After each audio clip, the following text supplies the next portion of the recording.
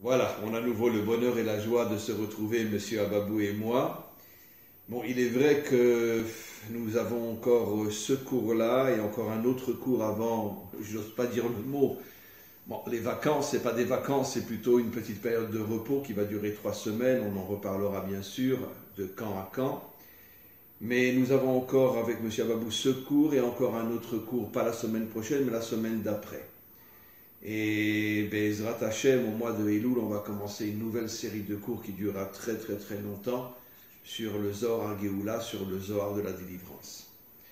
Et ça va être, je pense, une très très très grande surprise, autant pour nous que pour tous ceux qui écouteront ce cours. Aujourd'hui, je voudrais juste faire une petite introduction avant de céder la parole à notre très très cher ami.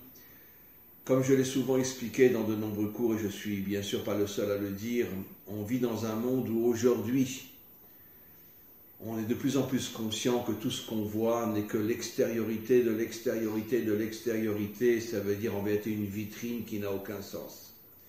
Et que la vraie réalité, elle est cachée à l'intérieur de ce que nos yeux nous montrent. Parce que nos yeux déforment tout. Nos yeux, n'oublions pas, sont de chair et de sang et ne nous montrent que ce qu'ils veulent et ce qu'ils peuvent nous montrer. Mais à l'intérieur de cette réalité, comme on le voit au niveau de la science, dont M. Ababou va parler aujourd'hui, il y a énormément d'énergie, de force. Toujours l'exemple idiot que je donne, on peut avec un portable parler avec quelqu'un en Amérique, et ce quelqu'un voit toutes les énergies qui branchent les deux portables à des milliers de kilomètres de distance. Non, nos yeux ne le voient pas. Mais il n'y a pas que des énergies matérielles dans ce monde, des énergies cachées. Il y a aussi des énergies spirituelles, comme on en a souvent parlé, positives et négatives. Par exemple, la sorcellerie, telle qu'en parle la Torah, ce sont effectivement des énergies qui existent et qui détruisent le monde. Alors évidemment, pas tout le monde a la capacité et la possibilité de dévoiler ces énergies. De la même manière que du côté du bien, seuls les grands justes arrivent à dégager des énergies positives qui construisent le monde. Mais quoi qu'il en soit, dans ce monde, l'essentiel de la réalité est caché. Et je rajouterai juste une chose aussi, c'est pour ça que dans le couple, par exemple, l'homme, tel que l'expliquent nos maîtres, est la dimension visible, et la femme est censée être plus la dimension cachée, mais on le sait, qui est la plus grande force du couple, l'homme ou la femme, c'est la femme bien évidemment, parce que justement, elle est cette dimension cachée. Et tout ce qui est caché a beaucoup beaucoup plus de force que ce qui est dévoilé.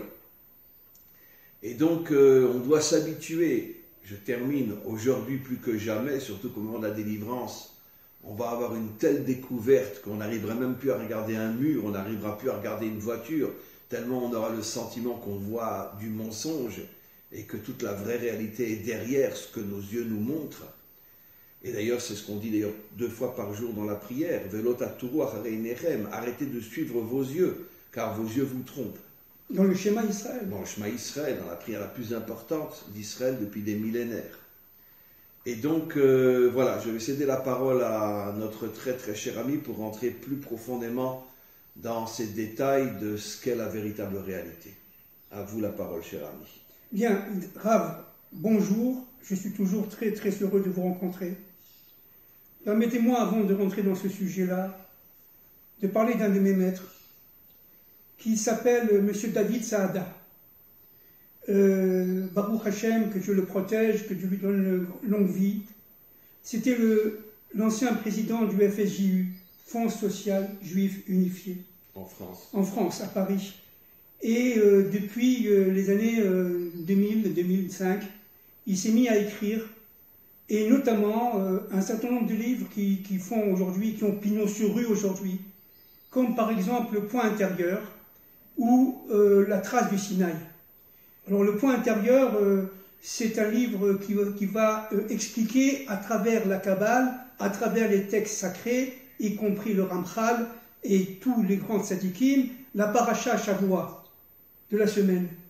Mais La Trace du Sinaï, c'est quand même quelque chose de très judicieux et très profond. Il s'agit de trouver quelle est l'essence même de l'antisémitisme, l'essence même de la judéophobie. Et dans ce livre-là, donc je vais citer un certain nombre de choses, eh bien, il explique que dans cette judéophobie, il y a, si vous voulez, 3 phases. Il y a la phase de l'anti-Torah, il y a la phase de l'anti-peuple et la phase de l'anti-sionisme, de l'anti-terre. D'un côté, on est aujourd'hui anti-sioniste, comme auparavant, au temps, disons, post-biblique, on était anti-Torah. Juste pour confirmer ce que vous dites, Rachi explique que la source première dans la Torah, il le dit, je ne sais plus dans quel paracha, que la source première de l'antisémitisme, c'est l'anti-Dieu. Exactement. Ça veut dire que les Absolument. antisémites ne veulent pas le vrai voilà, Dieu. C'est ça. Ils ne veulent pas un Dieu voilà. qui est associé à nous voilà. dans ce monde. Exactement. Et comme ils savent que la mission d'Israël est de dévoiler Dieu dans ce monde, exactement. Étant contre Dieu, ils sont contre son envoyé qui est censé le dévoiler dans ce monde. Exactement, exactement.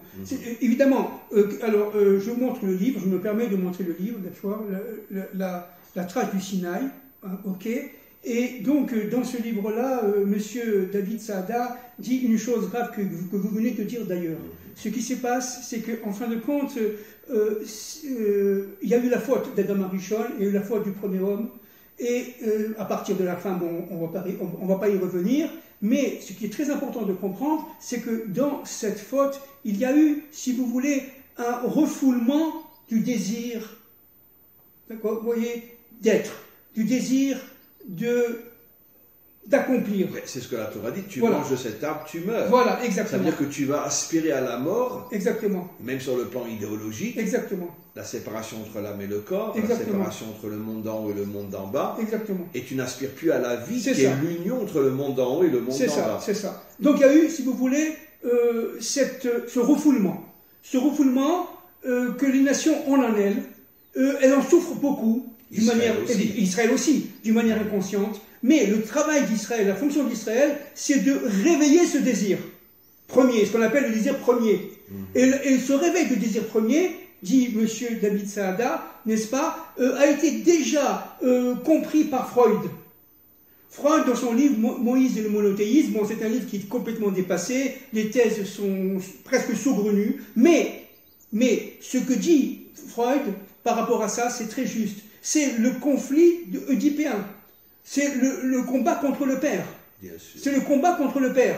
C'est-à-dire, véritablement, les nations qui sont, entre guillemets, descendants de ce père, n'en veulent pas, veulent se libérer de leur père, c'est donc le complexe d'Oedipe. C'est la révolte de l'adolescence. Exactement. Notre monde vit dans l'adolescence jusqu'à la délivrance finale, il va rentrer dans l'âge adulte. Absolument. Et il va reconnaître ses parents. Absolument. Alors, nous sommes encore dans l'adolescence, y compris Israël, bien entendu. Nous sommes encore dans l'adolescence. Donc, à partir de ce moment-là, ils ne veulent pas d'un peuple révélateur de leur propre manque, de leur propre insuffisance, de leur propre déstructuration.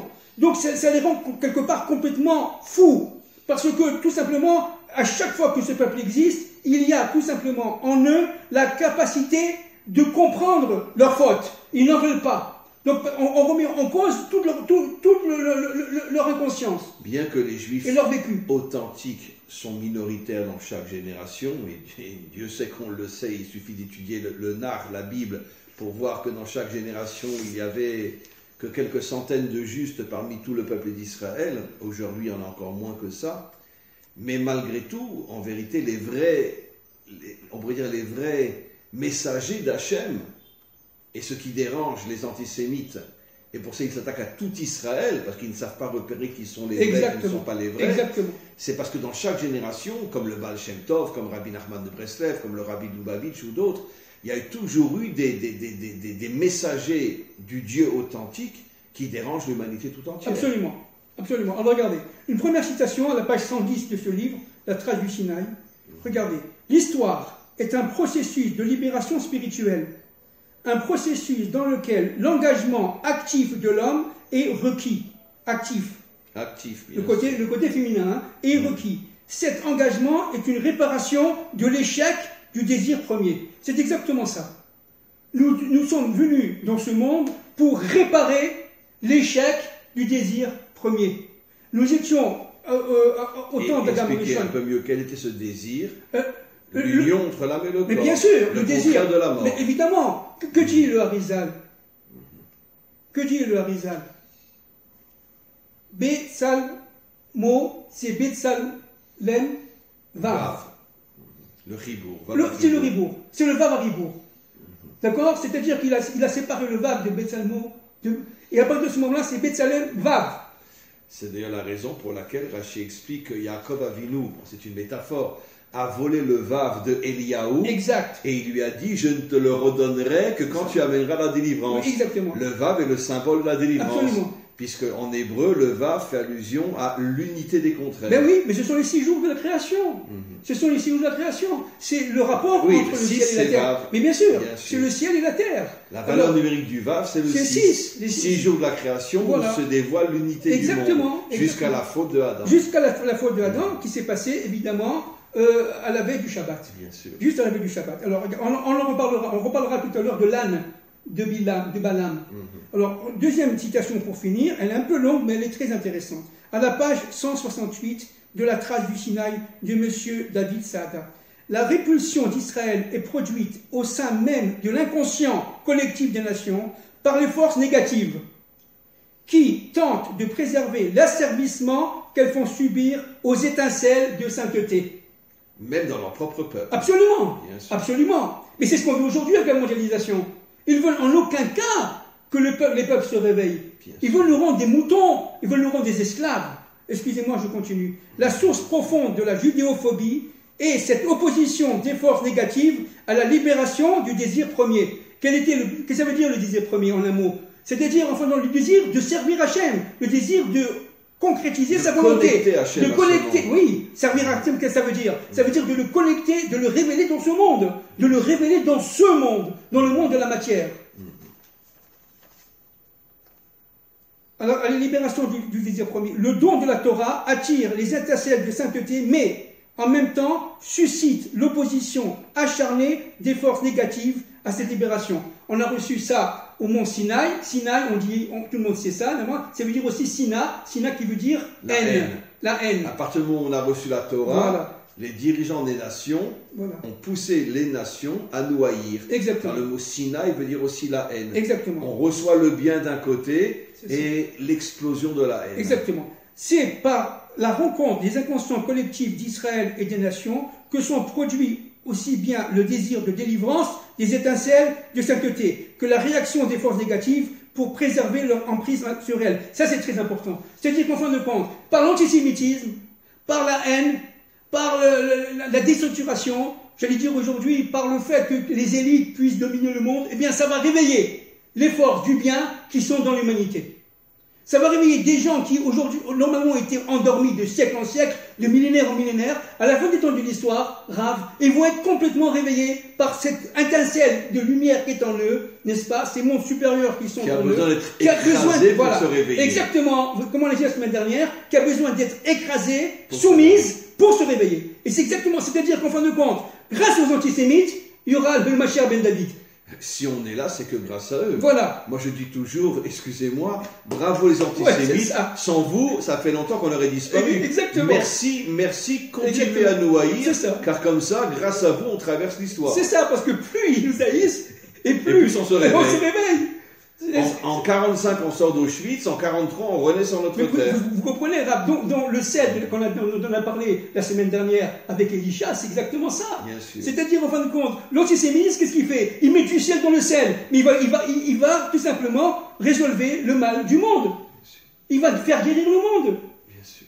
Et c'est-à-dire qu'en fin de compte, du mal sur le bien. C'est comme un vaccin. Et c'est exactement. À part celui du corona. C'est comme un vaccin. C'est le mal. On prend du mal pour soigner. Exactement. Donc les antisémites sont le mal qui soigne Israël. Exactement. L'antisémitisme, qu'est-ce que c'est? Évidemment, tout ça c'est envoyé par Hachem. C'est-à-dire de la malédiction sur la bénédiction. Ils veulent nous maudire. Puis c'est Bilam. Ils voulaient maudire. Et ça s'est transformé en bénédiction. C'est Bilam. Alors attendez, je finis, on parle de Bilam. L'attraction et la répulsion, regardez. L'attraction et la répulsion ont une même cause. L'effet du don de la Torah, ce que lui appelle la trace du Sinaï. C'est quoi la trace du Sinaï? C'est le fait, véritablement, d'avoir été connecté à Dieu pour recevoir la Torah. Et c'est ce qui va se passer aujourd'hui avec la Torah de la délivrance, les premières tables de la loi. Il va falloir se connecter à Dieu, mais ils n'en veulent pas. Alors qu'est-ce qu'ils font? Ils veulent absolument nous rendre esclaves. Bien sûr. Et en Israël, ça marche. Mais bien, en Israël, mais malheureusement dans le monde entier, sur les deux composantes de l'inconscient collectif des nations. Au sein d'une même civilisation, l'attirance pour Israël vient des étincelles de sainteté et la répulsion des forces négatives. Fin de citation, Monsieur David Saada, qui est un de mes maîtres d'ailleurs. Voilà. Alors, revenons maintenant, Rav, à Balaam. En hébreu, on dit Bilam, en français, on dit Balaam. Balaam, évidemment, représente pour nous les forces négatives par excellence. Il vivait dans le monde, certes... D'ailleurs, nos maîtres le disent, il a le niveau de Moshe, oui, mais dans le mal. J'allais dire, exactement. Il est au même niveau que Moshe, mais dans le mal. Oui, je vais encore plus loin que ça, si je peux me permettre. C'est, en fin de compte, c'est une même âme, Moshe et Bilam, mais dédoublée. Une pour le bien, une pour le mal. C'est écrit dans les Zohar. Ari Akadosh dit que les deux viennent de Havel. C'est ça. Moshe le bon côté de Havel, Bilam le mauvais côté. Mais c'était deux parties qui étaient dans la même âme. Absolument. Donc ils viennent de la même âme. Ils viennent de la même âme, mais qui a été dédoublée, une du côté du mal, Bilam, Balaam, et l'autre du côté du bien, Moshe. Alors, regardez, c'est très intéressant. D'où vient l'âne de Bilam? L'âne de Bilam, bon, tout le monde sait ça, mais c'est écrit dans le Zohar, c'est extraordinaire, dans les Pirkei d'Eliezer, c'est un commentaire du Zohar aussi. Eh bien, d'où vient l'âne? L'âne a été créé avant le Shabbat. L'âne a été créé avant le Shabbat de Bereshit, de la création. On le retrouve chez Abraham, lorsqu'il va faire la Kedah, lorsqu'il va vouloir sacrifier son fils. Il prend son âne. Il prend son âne le matin, etc. Comme Bilam d'ailleurs, il prend son âne le matin. On le retrouve chez Moshe. Bravo. Non, attendez, excusez-moi. Il prend son âne pour retourner en Égypte. Oui, absolument, excusez-moi. On le retrouve, 2 minutes. D'Abraham, on le retrouve chez Yaakov. D'accord? Yaakov le met, le place. Où on voit qu'Yaakov avait un âne. Non, attendez, il a pris l'âne qui descend d'Israël.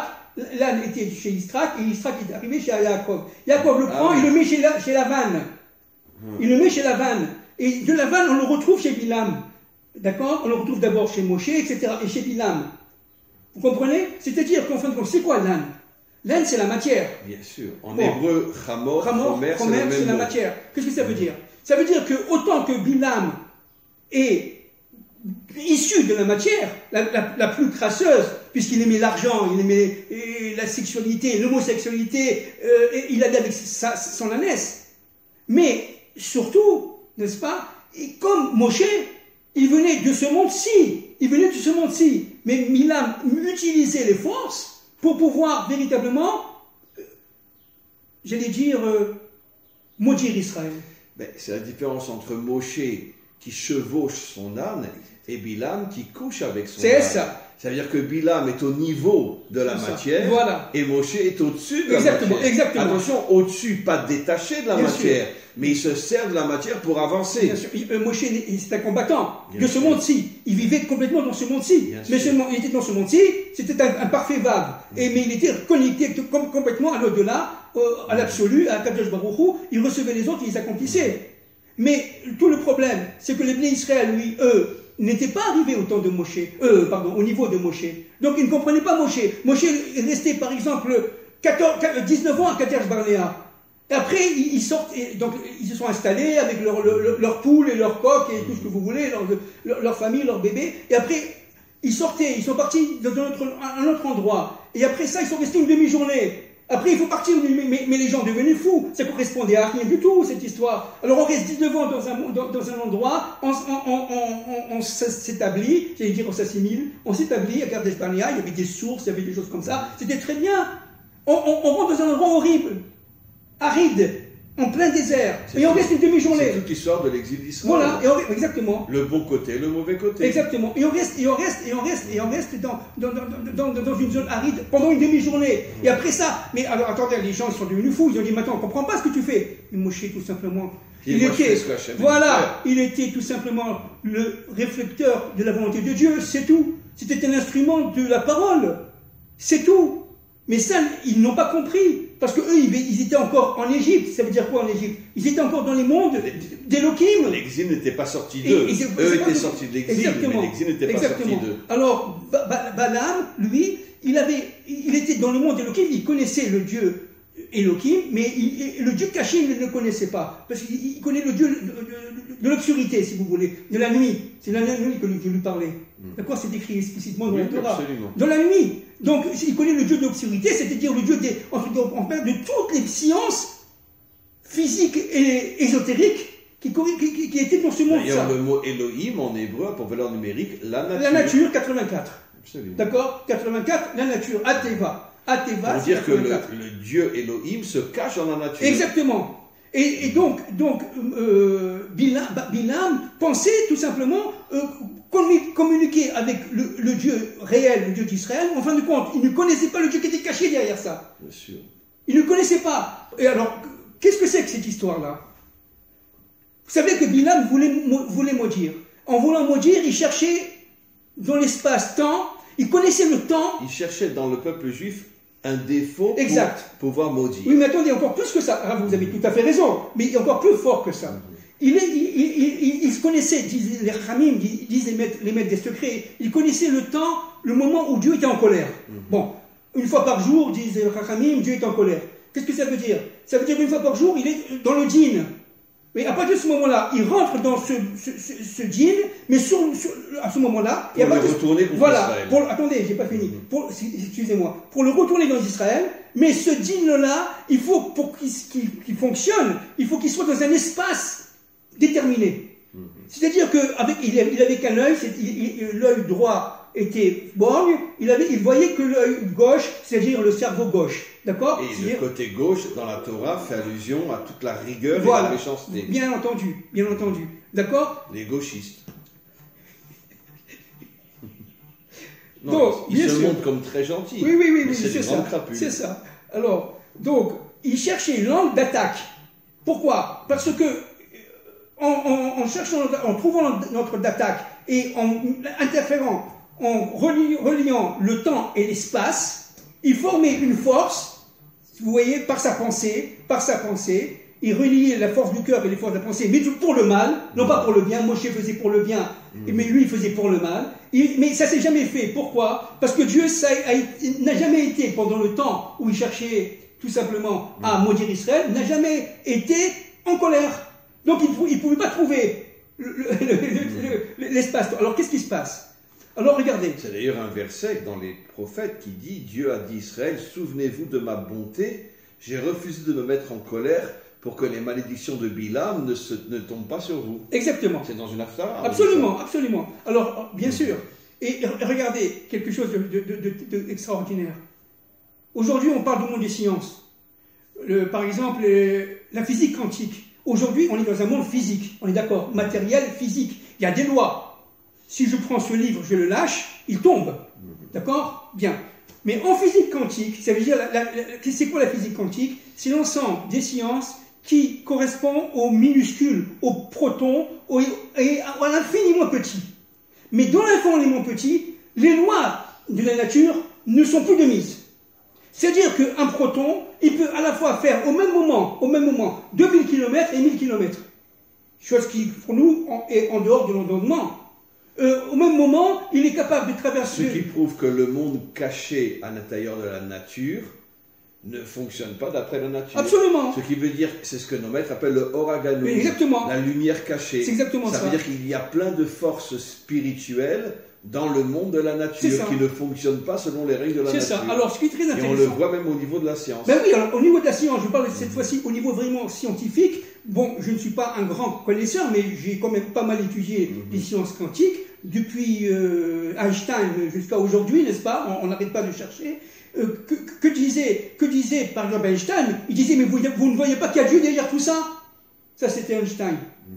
Et ce qui est très intéressant de comprendre, c'est qu'en fin de compte, ce proton, ou cet infiniment petit, cet atome infiniment petit, n'est-ce pas, qui n'avait pas les règles qu'on connaît nous, il était capable à la fois de tourner autour d'un cercle, point par point, et de faire le cercle en même temps. Vous comprenez? Ça veut dire qu'on est en dehors du temps de l'espace. Deux choses contraires.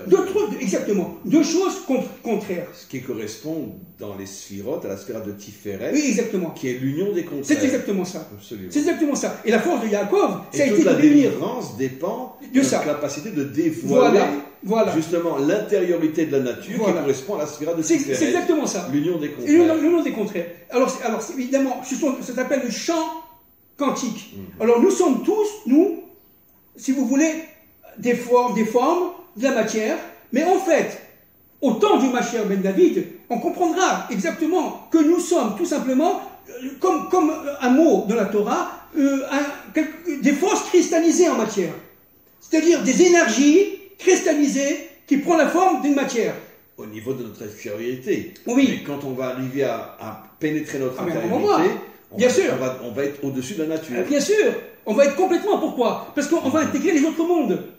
On va intégrer les autres mondes. Quelqu'un qui, si vous voulez, quelqu'un qui passe de ce monde-ci à l'autre monde, comme on dit qu'il meurt, ça veut rien dire, mais enfin qu'il meurt. Qu'est-ce que ça veut dire? Il passe d'un monde à un autre. Évidemment. Mais dans les autres mondes, ils sont où?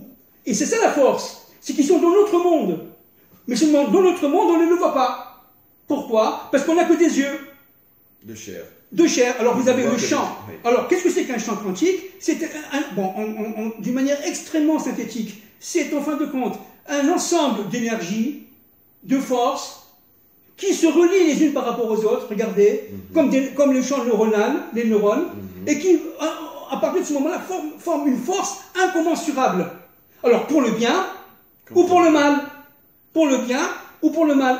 Balaam avait cette capacité de revoir à l'intérieur de l'être ce champ magnétique, comme on dit aujourd'hui, ce champ quantique, et de manière à le manipuler pour pouvoir le mal, pour pouvoir maudire Et ça, Israël. sa force spirituelle. Voilà, que alors- tous les rois de la terre venaient C'est le ça, voir, c'est ça. parce qu'ils savaient qu'il arrivait à rentrer dans C'est ça. la nature C'est ça. et la falsifier. C'est ça. Alors, ou la détourner. exactement. Alors, vous comprenez, qu'est-ce que c'est que la Torah? La Torah, qu'est-ce que c'est? Ce sont des forces qui se matérialisent en lettres.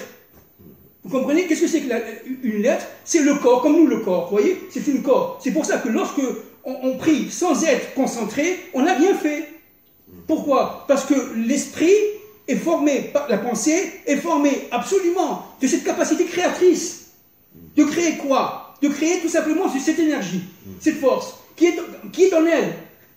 Je prends un exemple. Je cherche quelque chose.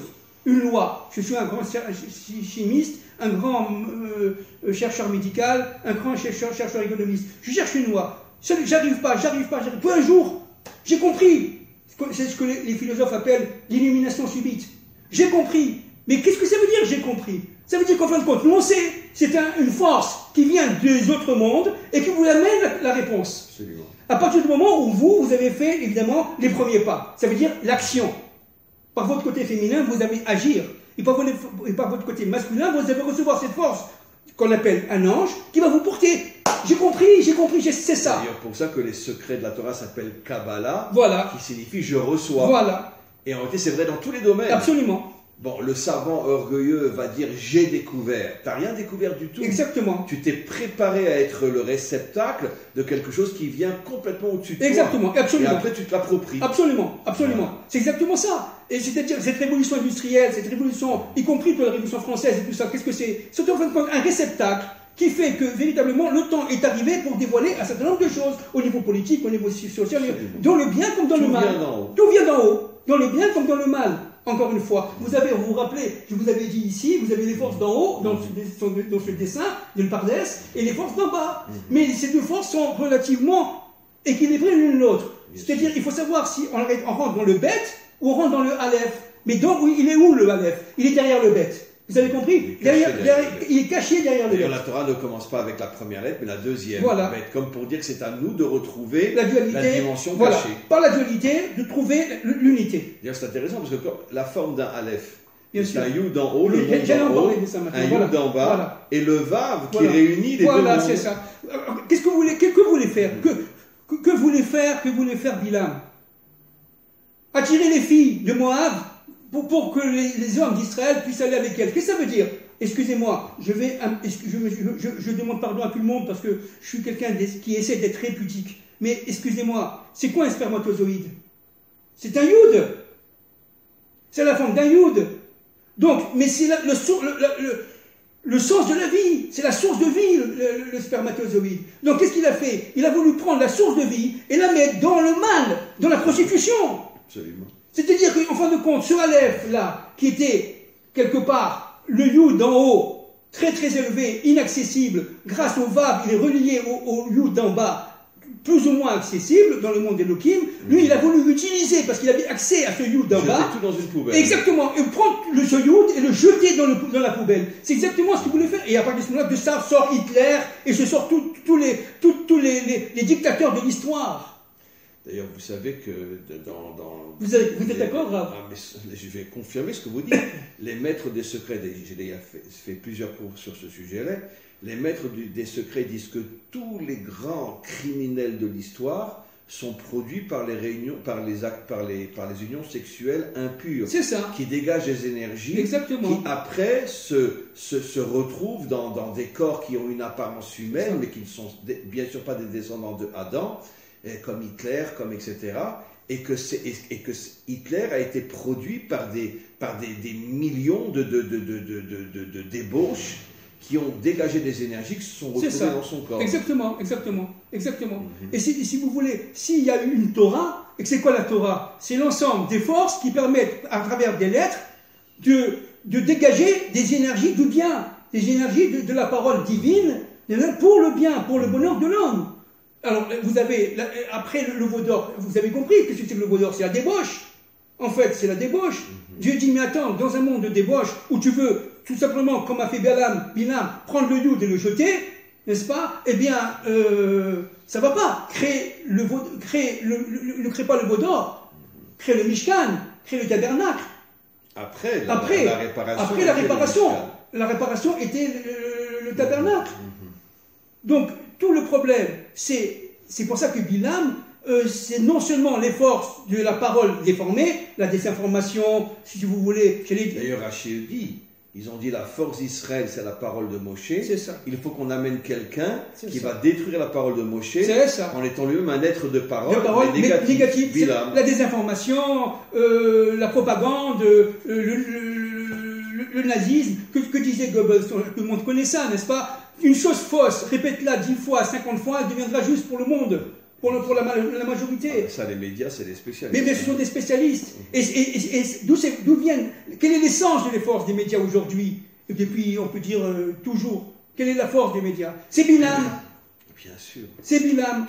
Et d'ailleurs, nos maîtres nous disent dans le Talmud, Bilam, c'est la contraction de Bli'am. Exactement. Je ne veux pas de peuple. Exact. Le nouvel ordre mondial. Exactement. Toute l'humanité réunie voilà. dans un magma de mélange. Il n'y a plus de nation, il n'y a plus de peuple, il n'y a plus d'histoire. Il n'y a plus de famille. Il n'y a plus de famille. C'est exactement ce qu'a voulu faire Bilam. Il a voulu détruire le microcosme social que la famille. C'est pour ça qu'il couchait avec son amie. Bien sûr. Il n'était pas marié, qu'il n'avait pas d'enfant. Absolument. Il n'avait pas d'enfant, il n'était pas marié. D'ailleurs, entre parenthèses, il a été tué par Pinchas. N'oublions pas, c'est très important. Pinchas, qui était quelque part cette force d'Eliyahu, bon, évidemment. Qui descend.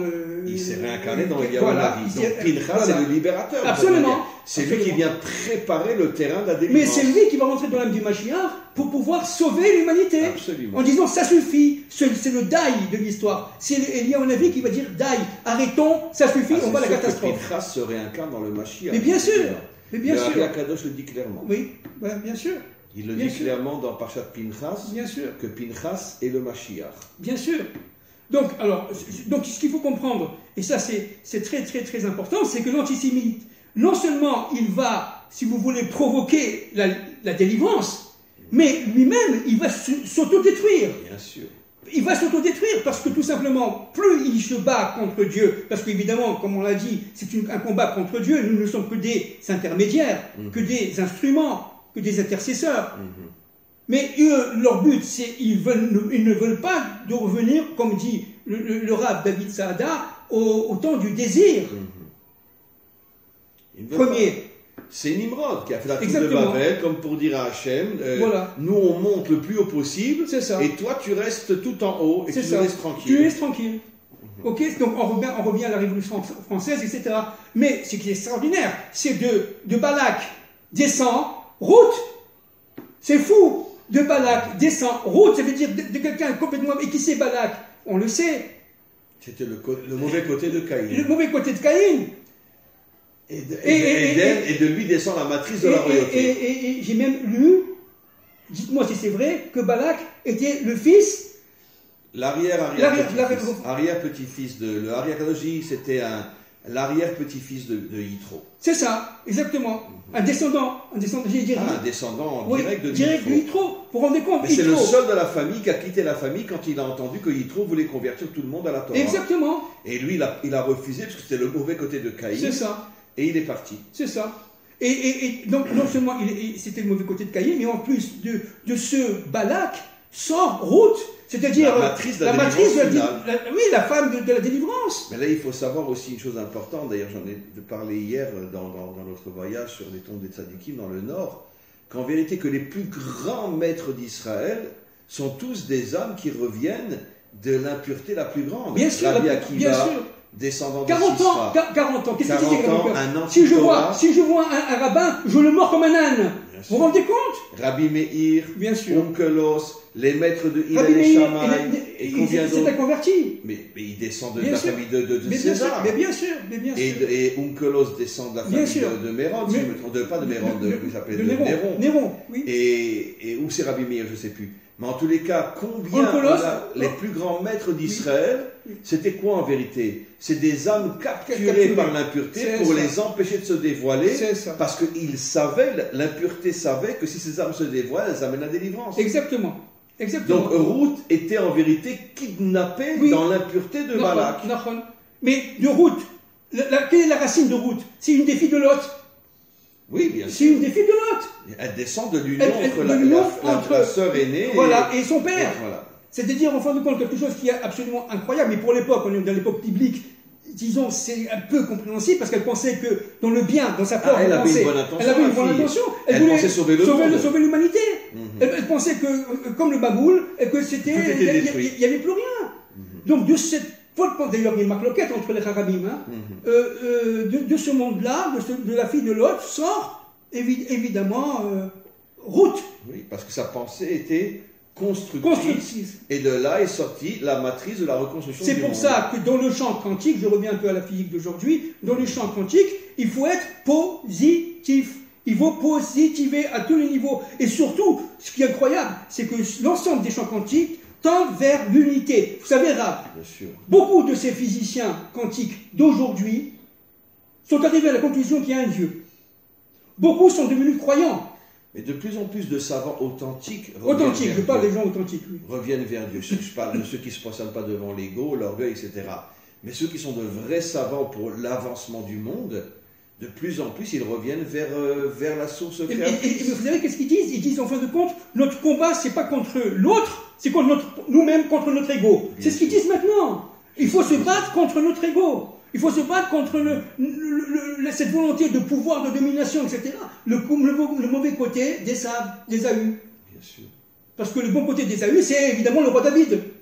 Le roi David descend d'Ésaü quelque part, comprenez? Bien sûr. Mais bien sûr. Bien sûr.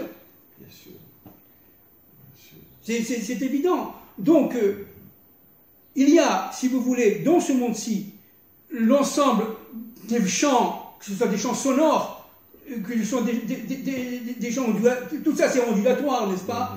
Vous savez que dans l'infini ondulatoire, il y a la finitude, c'est-à-dire, en fin de compte, tout est linéaire.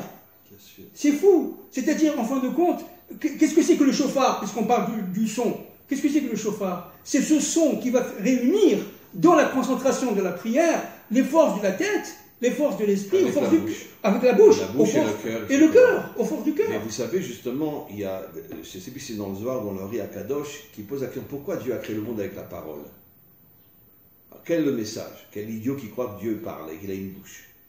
Mais en vérité, c'est pour nous faire comprendre, parce que toute la Torah, ce sont des messages. Bien sûr. Qu'en vérité, que la parole, on ne voit pas les énergies qu'elle dégage. Exact. Pour nous faire comprendre que dans le monde que l'on voit, il a été créé par des énergies cachées qui sont l'essentiel de la création. Exactement, qui est l'intériorité de nous-mêmes. Ouais. C'est ça notre intériorité. C'est exactement, si tu me dis, Fabien, qui tu es, Je dis je suis qui je suis de l'intérieur. Donc pour pouvoir savoir, il faut creuser. Et cela, grâce à la femme. C'est la femme qui permet le creusement de soi-même. Quelle est la première parole d'Hachem à Abraham? Lech lecha, Va vers toi. Retourne vers toi. Exactement. Tu ne sais pas qui tu es. Exactement. Et tout le problème, c'est de passer de Abraham à Abraham, si vous voulez. De Fabien à Moshe. Je m'appelle Moshe en hébreu. Je l'ai déjà dit. Et tout le travail, c'est tout simplement de faire le monde des contraires. Mais attention, alors c'est quoi ce monde-ci? C'est quoi ce monde? Ce monde, en fin de compte, c'est un monde qui est à la fois très impur, matière, mais qui peut devenir... Dans son extériorité. Voilà, j'allais dire. Bravo. Dans son extériorité très impure, mais dans son intériorité extrêmement pure. Extrêmement pure. Si vous prenez une pierre en Israël et vous la cassez, elle devrait sortir des énergies immenses. Nos maîtres nous disent que les descendants de Haman, donc d'Hitler, sont devenus des grands maîtres qui enseignaient la Torah à Israël. C'est ça. Des descendants de Haman. Exactement. Va savoir si Hitler n'avait pas eu des enfants, va savoir si 3-4 générations après, il n'y aurait pas eu quelqu'un qui se serait converti. Ben oui, c'est fou. Alors pour finir, ce qui est... Pas parce que Hitler était bon, mais parce que les âmes pures tombent prisonnières dans l'impureté. Et c'est ce qu'a dit le David Saada, c'est ce que disent les kabbalistes, n'est-ce pas? Tout le problème à nous. Alors quel est le travail d'Israël? C'est de révéler les étincelles cachées dans l'impureté. Nos maîtres nous disent que la raison profonde, dans le Talmud, la raison profonde de l'exil, de nous éparpiller aux quatre coins de la terre, c'est pour aller récupérer toutes les étincelles saintes perdues dans l'impureté. Exactement. C'est explicité dans le Talmud. Exactement. Alors maintenant, pour revenir à ce couple fort formidable, Israël-Universel, l'Universel doit faire son travail qu'a fait Israël au fil des temps, de décanter sa propre impureté, dans une souffrance, avec le sel, comme on l'a dit la semaine dernière, n'est-ce pas, qui fait que véritablement, l'humanité puisse retrouver son Dieu, en enlevant toutes les scories, toutes les impuretés extérieures qui sont d'ailleurs, encore une fois, même pour l'humanité, extérieures. Alors les gens qui vivent dans l'extériorité, qui ne connaissent pas leur intériorité, qui n'auront pas fait ce travail extérieur-intérieur, eh bien, à partir de ce moment-là, qu'est-ce qui va se passer? Il va se passer tout simplement l'implosion et le suicide de ces âmes-là. Elles ne seront plus capables de faire l'union de leur propre contraire, parce qu'elles ne connaîtront pas une partie d'elles-mêmes qui est l'intériorité. Vous savez que tout ce cours-là résumé en un enseignement de nos maîtres, avant la faute, les habits de Adam étaient côte-note or, exactement, des habits de lumière, exactement, donc l'intériorité. C'est ça. Même l'extériorité était illuminée par l'intérieur. Voilà, et après, c'est du côte-note or, avec un haïn, ça vient la peau. La peau. Ça veut dire qu'on est passé de l'intériorité à l'extériorité. Mais or, c'est ça la faute de Adam. Or, lumière, c'est avec un Aleph. Oui. C'est ça. On passe le Aleph au Aïn. Voilà. Oui, le Aïn, c'est quoi? C'est 70. C'est-à-dire, en fin de compte, les nations représentent cette extériorité. Et l'intériorité, c'est Israël. Jusqu'au réveil de la délivrance. Jusqu'au réveil de la délivrance finale. D'où le Aïn de Or, ça veut dire la lumière, la peau, et le Aleph de Or, qui veut dire la lumière. La lumière, tout le travail, et l'unité. Le Aleph, voilà. C'est l'unité entre le monde d'en haut et le monde d'en bas. Vous avez compris ce qu'a voulu faire Balaam. Il a voulu tout simplement dissocier le Yud du bas au d'en haut et le jeter, comme vous dites tout à l'heure, à la poubelle. De manière à ce qu'il n'y ait plus jamais la jonction entre le Haïn et le Aleph. De manière à ce que l'habit d'Adam Rishon soit toujours une habit de peau et non pas une habit de lumière. Et c'est ça. Donc le Mashiach, c'est quoi? C'est à partir. Lui aussi viendra sur un âne. Et bien sûr. Mais bien sûr. Mais c'est le même âme. Oui. C'est le même âme qui revient. Oui. C'est le même âme. Parce que, au niveau du sens profond, c'est l'âme d'Abraham, voilà, c'est l'âme de Bilham, c'est l'âme de David, c'est l'âme de Moshe, pardon. C'est l'âme du Mashiach. C'est ça. Ça veut dire comment tu gères la matière. C'est exactement ça. Est-ce que tu vis avec? C'est ça. Ou tu t'en sers pour avancer? C'est ça. Voilà, c'est pour ça que le chauffard joue un rôle très important. Pour le réveil, on va bientôt passer au mois des Louls. Donc c'est la tchouva, comme on dit la tchouva. Mais sans tchouva, il n'y a pas de résurrection des morts. Il n'y a pas de résurrection des mondes. C'est pas possible. La tchouva, c'est cette force qui permet, grâce au son du chauffard, n'est-ce pas, de se réveiller et de comprendre qui on est à l'intérieur de nous-mêmes. Absolument. Donc il faut faire l'union entre l'extériorité, et ça, le sacre, on l'a vu. C'est pour ça qu'il a pris l'extériorité de la femme, pour pouvoir pénétrer. L'extériorité de la femme étant, en fin de compte, les nations, et l'intériorité étant jusqu'à la fin du D'ailleurs, temps. le verset le Israël. dit, il est arrivé à la faire tomber dans l'extériorité C'est ça. quand elle a vu l'arbre, Ta'ava le'enaïm, Exactement. le désir des yeux. C'est exactement ça. Ça veut dire le désir de l'extériorité. C'est ça. Et ça, c'est le Nachash qui l'a fait tomber Mais oui. dans l'extériorité. Mais oui, vous avez compris. C'est pour ça que Balaam n'avait qu'un œil. Et il n'avait pas les deux yeux. Ça veut dire non seulement il n'avait pas les deux yeux, Parce mais que en dans le plus il sens avait qu'un œil. profond, les deux yeux, les deux bras, les deux jambes, les deux narines représentent l'extériorité et l'intériorité. C'est ça. Le côté droit, c'est l'intériorité. Exact. Le côté gauche, l'extériorité. Exactement. C'est pour ça que dans tout notre corps, C'est exactement. on est doublé. C'est exactement ça. Pour nous montrer que le corps, l'être authentique, il unit l'intériorité Voilà. et l'extériorité. Exactement. Le Et bras puis gauche. là, on n'avait que le côté Et gauche, il n'avait que le côté gauche. que le côté C'est extérieur. que le côté extérieur. C'est pour ça qu'il allait avec les filles. Il devenait fou. Il devenait fou. C'est incroyable comment. C'est pour ça que nos maîtres nous disent que lorsque la Torah a été traduite pour la première fois, une obscurité plus grande que la faute du veau d'or est tombée dans le monde et elle ne cesse d'augmenter selon les nouvelles traductions. Parce que toutes les traductions, c'est les plus grandes falsifications de la Torah. Pourquoi ? Bien sûr. Parce que seul celui qui connaît les secrets de l'hébreu peut arriver à comprendre, ne serait-ce qu'une partie de tous les messages cachés, infinis, qui sont cachés derrière les lettres hébraïques, derrière les phrases hébraïques.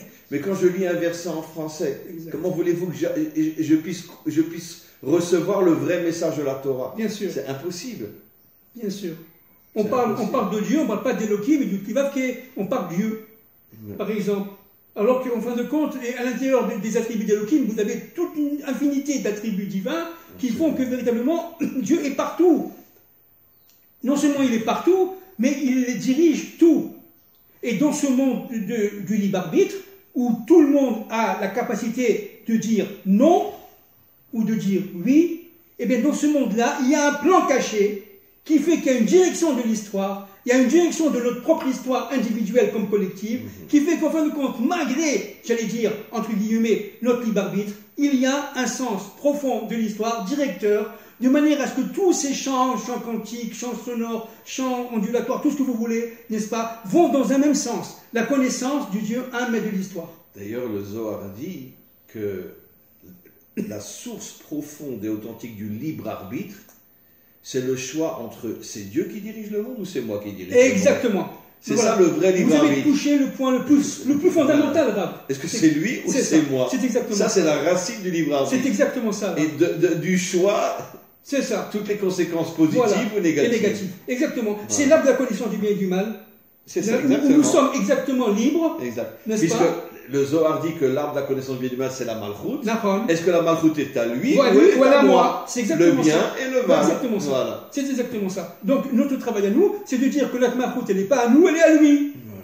Et c'est d'ailleurs c'est tout le but de la délivrance finale. D'ailleurs, entre parenthèses, le Mashiach ne s'en prendra jamais pour un roi. Il fera sa fonction, il s'en va, c'est tout. Mais putain, C'est tout. tous les imbéciles croient qu'il va s'asseoir sur un trône avec une couronne Avec sur une la couronne tête. sur la tête, etc. N'importe C'est pas ça quoi. du tout. Il Dès va- qu'il aura réalisé sa mission de reconnecter le monde à Voilà. Hachem, il disparaît et complètement. personne ne saura Nahon. plus où il est. Nahon.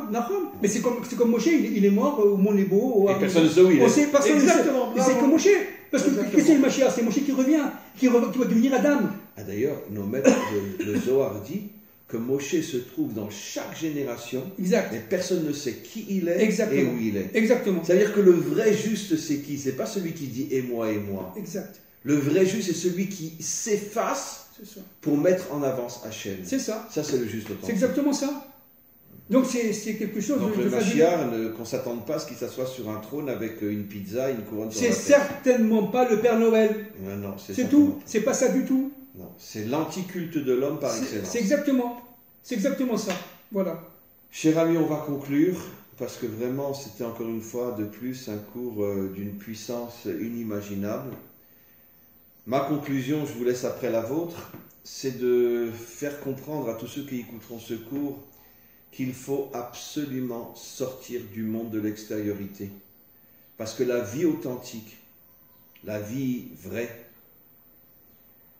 et surtout la capacité de sentir pourquoi on existe, c'est uniquement pour ceux qui sont capables de fermer les yeux sur l'extériorité et d'ouvrir les yeux spirituels sur l'intériorité. Et là, on devient un homme authentique. Exactement. Et ça sera ça le réveil de la délivrance. Alors, pour finir et pour compléter tout ce que vous dites, qui est absolument juste, Rav, c'est qu'en fin de compte, le Mashiach va se servir de ces forces positives, de ces champs quantiques, comme on dit, ces champs d'attraction énergétique qui vont dans un sens, mais on parle du bon côté de ces forces-là, celles qui sont optimistes, celles qui cherchent la vérité vraie, qui cherchent ce qu'on appelle en hébreu le Emet.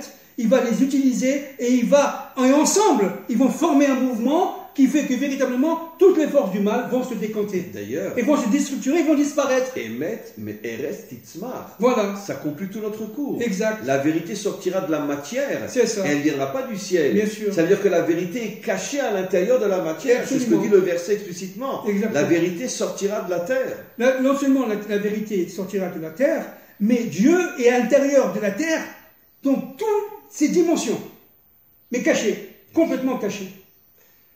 Merci beaucoup et on se retrouve pour le dernier cours, pas la semaine prochaine, la semaine d'après, le dernier cours avant notre petit repos si nécessaire.